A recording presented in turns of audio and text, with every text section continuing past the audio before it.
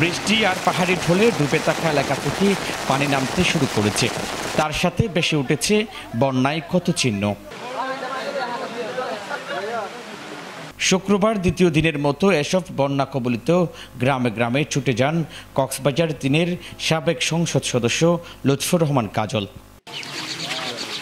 এ সময় বানের জলে ভেসে গিয়ে নিহত গর্জনিয়ার জুমছড়ির স্বেচ্ছাসেবক দল সভাপতি আমজাদ হোসেনের খোঁজ নেন। তার কবর জিয়ারত শেষে পরিবারের হাতে আর্থিক সহায়তা দেন কাজল।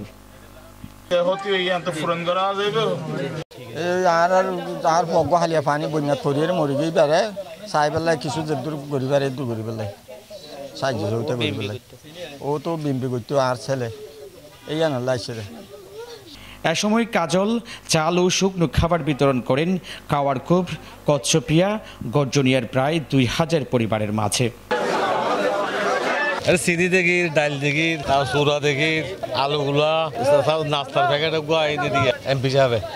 এই বন্যায় কক্সবাজারে ১০০ কোটি টাকার ক্ষতি হয়েছে দাবি করে কাজল বলেন, জরুরি ভিত্তিতে এসব এলাকায় সরকারি সহায়তা প্রয়োজন।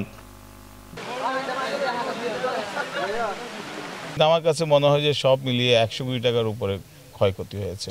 আর সবচেয়ে দুঃখজনক ব্যাপার হলো যে সেটা হলো যে আপনাদের মিডিয়াতে নোয়াখালীর প্রচার হচ্ছে, কুমিল্লার প্রচার হচ্ছে, কক্সবাজারের কিন্তু কোনো প্রচার নাই, কিন্তু ভিতরে ভিতরে অনেক ক্ষতি হয়েছে। তা আমি মিডিয়া ভাইদেরকে বলবো যে যাতে কক্সবাজারে এই ক্ষতিগ্রস্ত কক্সবাজারে যাতে প্রচার না করা হয়, যাতে অনুদান আসে, গরিব মানুষের জন্য সাহায্য আসে, এনজিওরা যাতে সম্পৃক্ত হয়, সরকার যাতে এই ত্রাণ তৎপরতায় সম্পৃক্ত হয়, সেটা আমি দাবি জানাবো এবং অনুরোধ করব।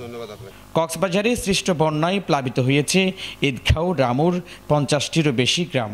বানের জলে ভেসে গিয়ে নিহত হয়েছে ২ জন, এখনও নিখোঁজ ১ জন।